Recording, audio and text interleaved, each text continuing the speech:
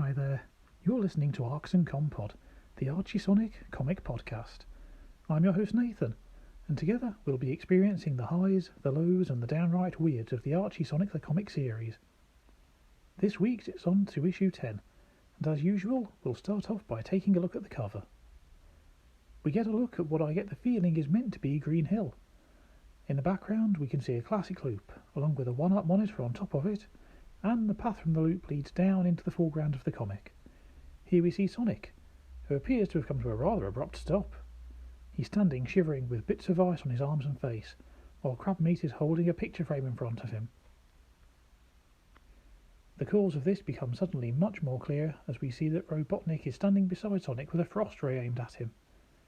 In case the visual pun wasn't already clear enough, Robotnik also yells out, "Freeze frame!" to ensure nobody misses the joke.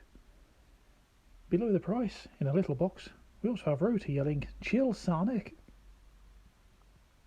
Wow, 2 puns and we're not even on the first page yet. Wonder if that's a sign of things to come. I suppose we'll have to press on and find out. Opening the comic up, we begin our first story, Revenge of the Nerbs, Part 1. We're straight into the action here, with Sonic zooming down the page in a zigzag. Every time he moves, there's an explosion behind him as he mocks someone or something missing him. Luckily, Sally's here to explain just what's happening. Sonic's finding a bunch of hidden landmines by triggering them, though she's not especially thrilled at him making a game of everything. With the landmines dealt with, it's time for Rota to start digging. It seems Sonic wasn't deactivating these mines for nothing, and it is in fact part of a greater plan. Rota expects he'll find an electrical cable buried in the area, while Tails pipes up with, "I'll be shocked if you don't." Yep, looks like the cover was right. We're in for a lot of puns again this week.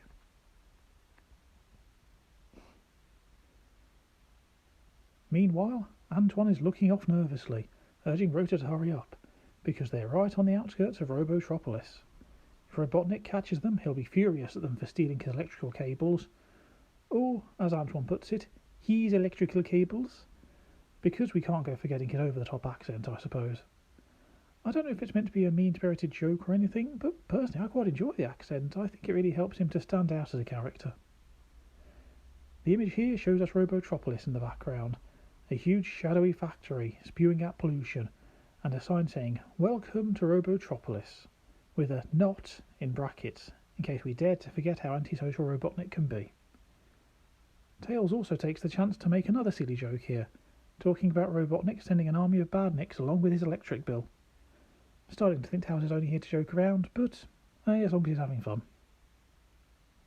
Soon enough, Rota's managed to dig up not one, but 2 separate identical cables. Sonic's worried one of them could potentially set off another landmine, as Bunny muses on how they can work out which is the correct cable. Tails suggests trying eeny meeny miny mo, which is probably a terrible idea.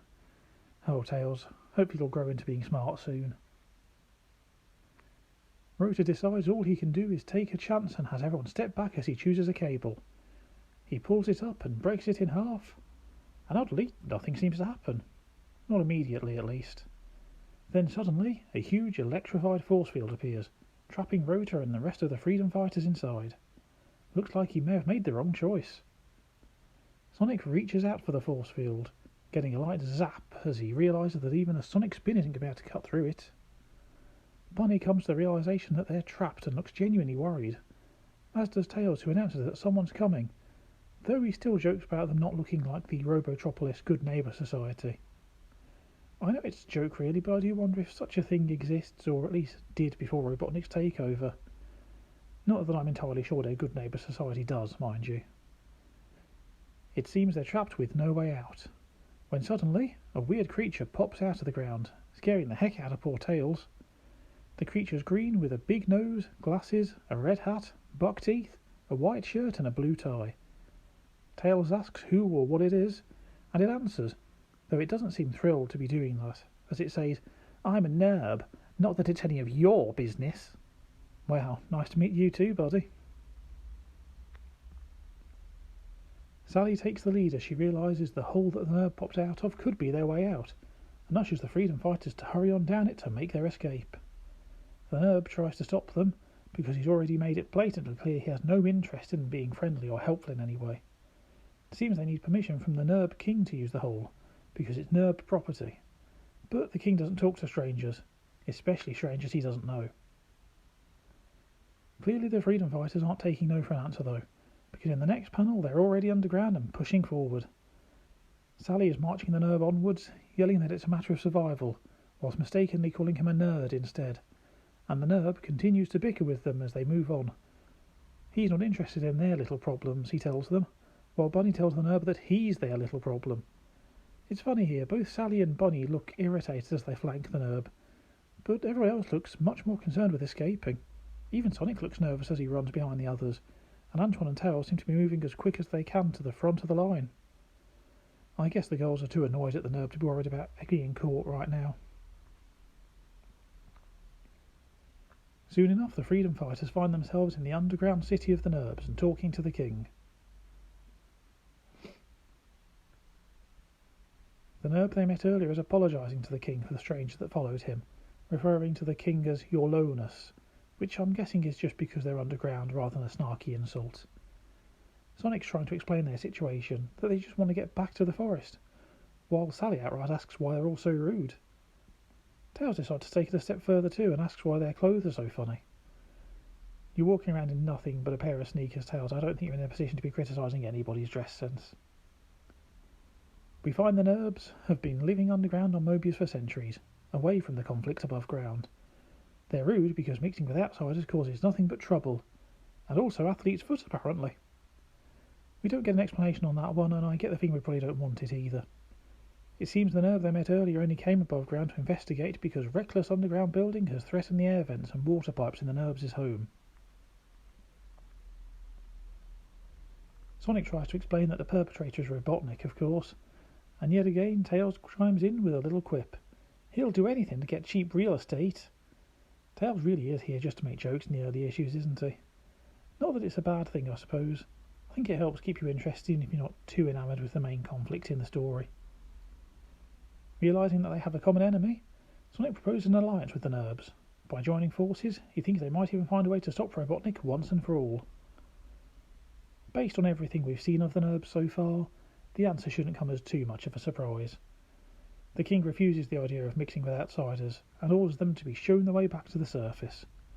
They decide they don't even want the nerbs' help in that case though, and march off together, refusing the guidance and deciding they'll find their own way out. Sally tells them they're uncool, while Tails adds that their clothes are no better and calls them nerds, with Bunny correcting him to nerbs. Despite Bunny seemingly being polite here, she looks just as angry as the rest of the freedom fighters. We can't see Rota or Atoine at this point, but Sonic, Sally, Tails and Bunny all look royally ticked off as they march away from the nerbs' home. Hours pass, and our heroes are still struggling to find their way out. The nerbs have built a huge series of interconnected tunnels, and it's like trying to navigate an ant farm. They eventually stumble upon a huge steel door labelled MSS, which Atoine hopes might be a way out, while Tails worries it might just be a closet full of awful nerb clothes. Alright Tails, let it go now. It's kind of amusing to begin with, but now you're sort of getting close to bullying levels. As confused as everyone else might be, Sonic thinks he knows what it stands for on the door. I'll be honest, I haven't got a clue either.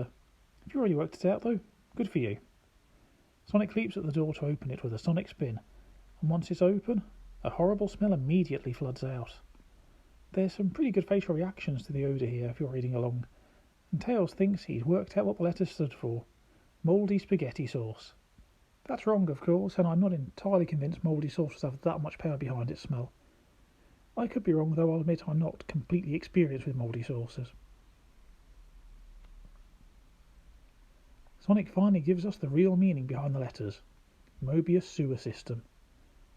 Rota recalls it being closed down and abandoned many years ago, and it turns out that's true, but Sonic knows for a fact that it leads back to the surface. How?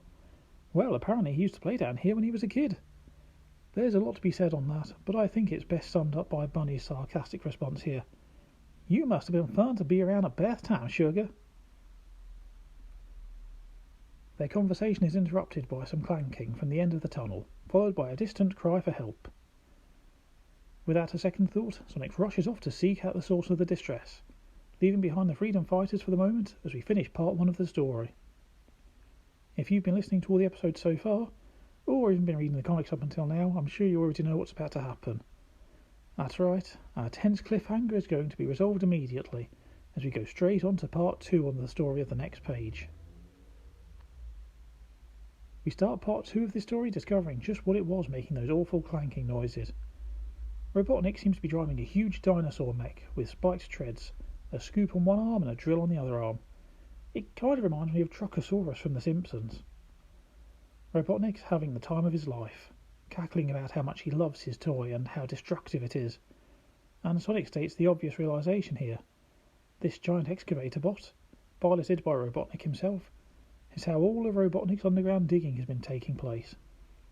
We also have some SWAT bots here helping out, though they're mostly just loading up carts with dirt to wheel it off so Robotnik can continue his digging unimpeded.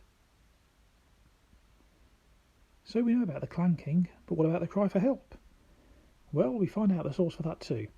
3 nerbs have been captured in an electrified force field, similar to the way the freedom fighters got caught earlier. One of them willingly calls for help, though another clarifies that while they do want to be released, they do not want to be spoken to. I guess even being in danger isn't enough to prove their attitude.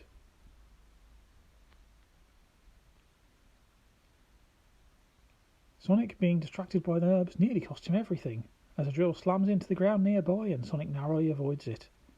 It seems Robotnik's noticed him, though he's quite pleased by the hedgehog's arrival. This is where hedgehogs belong after all, and it's where he's going to stay.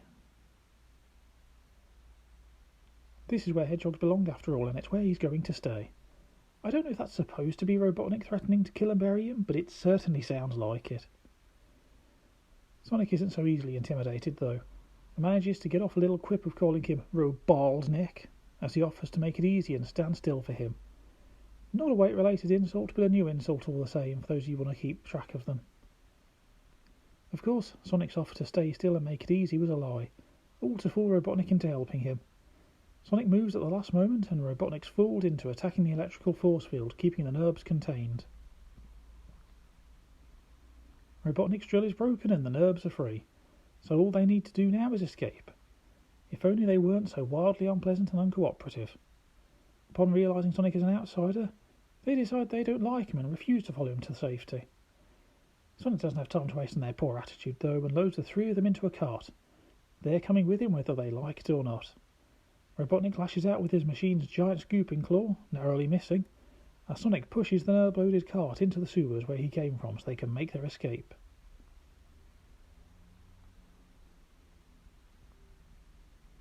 It seems Sonic has a plan to put a permanent end to the digging.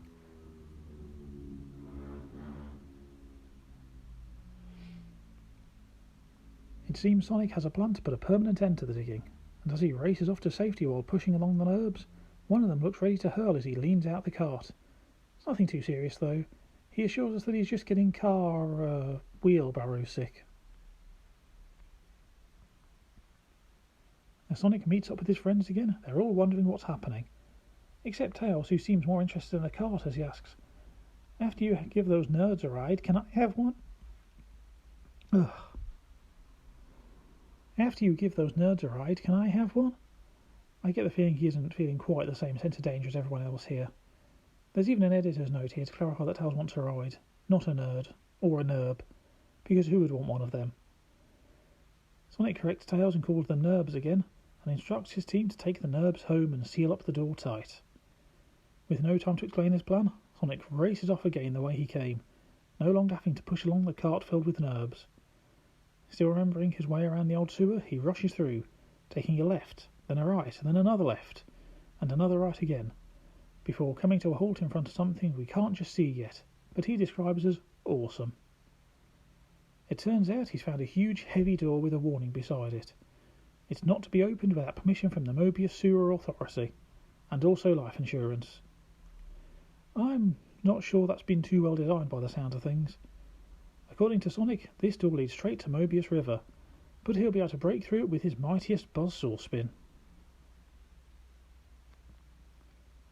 It takes a big effort, but Sonic slices through the thick wooden block holding the door shut. The door bursts open and the water starts flooding in, but his work isn't done yet. Now he needs to actually outrun the river. As he runs for his life, Sonic realises he doesn't remember the way out. What a predicament!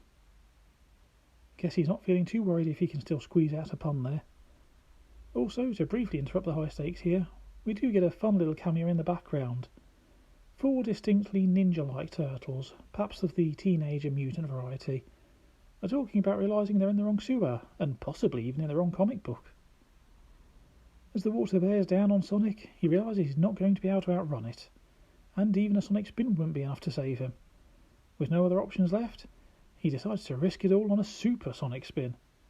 He launches up into the wall and spins rapidly, burrowing through the dirt as he makes his way upwards, and finally finds his way back to the surface as he cheers his success with a "Yes!" Sonic's popping out here has created a geyser, so this part of the river's outlet's dealt with, but he does wonder where the rest of the river's going to go. The ground starts to rumble, and it seems he's about to get his answer. Suddenly, there's a deafening craw, and in the background we see where the water went. There's so much of it that it's created a big enough geyser to lift the entirety of the city of Robotropolis. As Sonic himself says, it's quite the uplifting experience.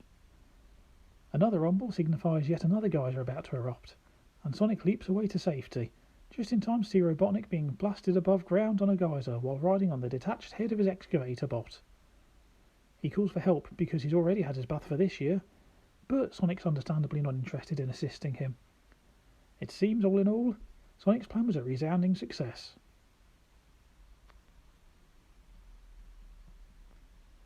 We finish up a little while later, back with the nerbs. The king is reading out his proclamation that, after all of their help, he's making the freedom fighters honorary nerbs. This also entitles them to wear the traditional nerb clothing. None of them look thrilled at being stuck in these business shirts, ties and silly red hats, and Sonic wonders if perhaps he liked it better when they weren't friendly. Sally calls back to this story's title and says these outfits are the revenge of the nerbs, while Tails rolls his eyes and corrects her to say nerds. No, you didn't mishear me. Tails has decided they're nerds, not nerbs, and he refuses to change his mind. He really was just here to make jokes the whole time this issue, I suppose. Also, as annoyed as they all seem, Rotor actually appears pretty comfortable in the outfit, so I guess at least he's happy.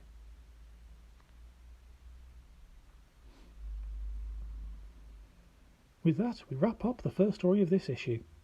What did you think of it? I didn't think it was too bad. It was interesting seeing Sonic's clever planning to deal with the underground digging, though I can't say I'm much of a fan of the nerbs themselves. Here's hoping they were just a plot device for one issue and aren't coming back again anytime soon. Remember, you can always drop a comment or fire over an email to let me know your own thoughts, or if I may have missed something you want everyone to know about.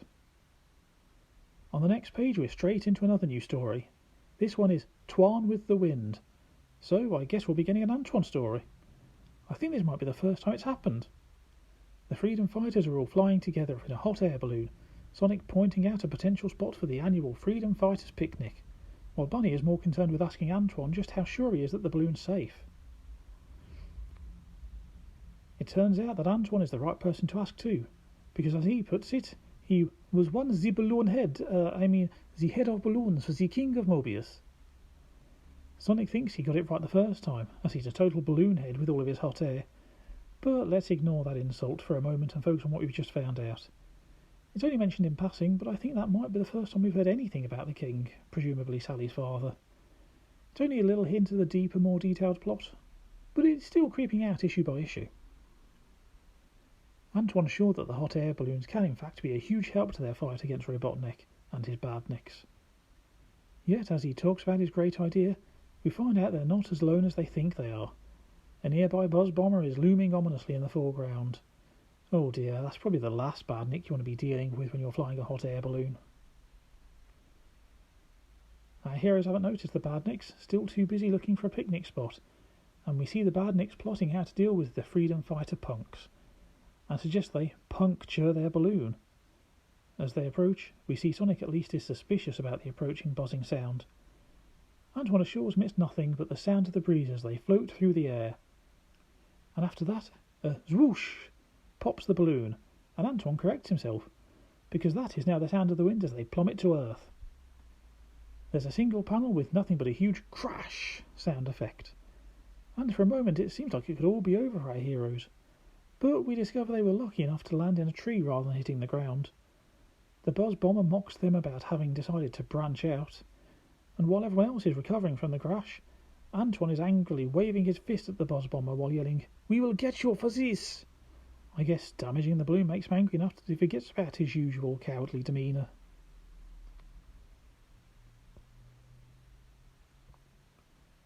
Once the others have recovered, it doesn't take long for them to turn on Atoine and his balloon. Sonic calls it a bust, Sally calls it a flop, Rota says it has no place in the world of high-tech robotics, and Bunny simply tells him to bag it. Yet once again here, Atoine seems to have a spine for once, and simply announces, "Never!" He insists he doesn't know the meaning of give up, and that the hot air balloon will rise again, only for the deflated balloon to flop down on top of them, making him suddenly a little less confident in that declaration. Back in Robotropolis, Robotnik is irritated that his buzz bomber destroyed the balloon and yet failed to capture the freedom fighters. I know he's known for being easily annoyed, but I think he's kind of got a point here. These bots trapped the freedom fighters and, just left them in the tree? The buzz bomber meekly apologises and refers to Robotnik as "your beastliness" here. Oh, new title, but not about his weight at all. Interesting. Robotnik bellows for them to be silent and turns in his large green chair, and he's petting a small robotic chicken. In fact, I think I recognise it. I'm pretty sure he had this in the Sat AM cartoon. This Robotnik looks a little more sinister in the same fashion too. Perhaps we're finally lining up with the show.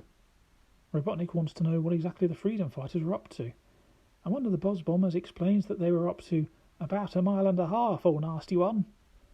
Another title, again not weight related, though we're still not too far from our roots here thanks to the silly misunderstanding of turning it into a pun. The other buzz bomber explains that no, the master wants to know what they were doing, not how high they were up to.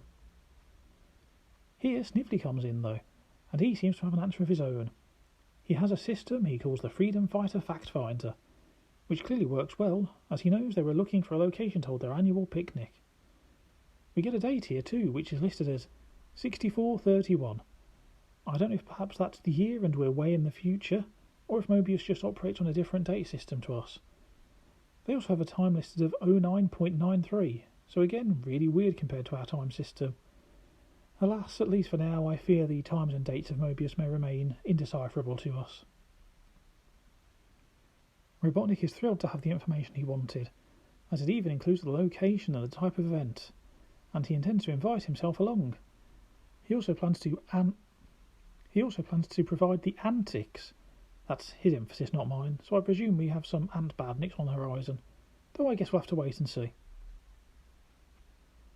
The next day we're back with the freedom fighters. It's the day of the picnic, but Atoine's alone, moping in the woods and feeling that he's let everyone down after yesterday's balloon fiasco.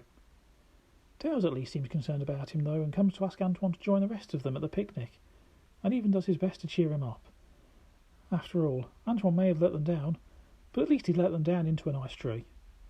That's a very witty little joke, and that's actually a very witty little joke.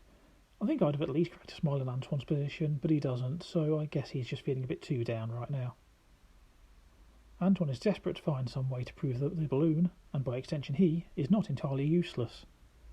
Determined to do just that, he marches off to make the necessary repairs to the balloon and give it one last try, leaving behind to surprise Tails with his picnic basket.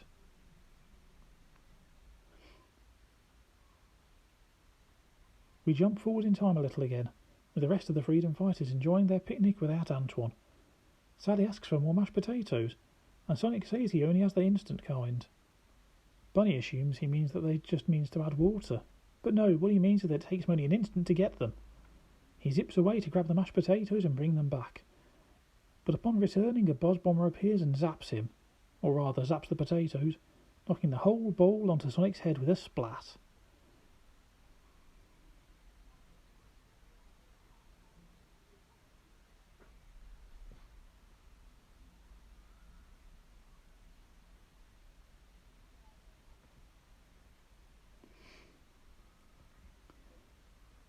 The buzz bomber goes on to ask if they're actually smashed potatoes, and seem to be programmed with an awfully high capacity for puns. It seems this badnik isn't alone either. Nearby, Robotnik is riding towards them on a giant mechanical rhino, followed by a squad of SWAT bots. Sally and Rota see him coming and realise it's time to escape, as Robotnik declares that their picnic is now over, permanently. Yet what's that in the sky? Is it a bird? Is it a plane?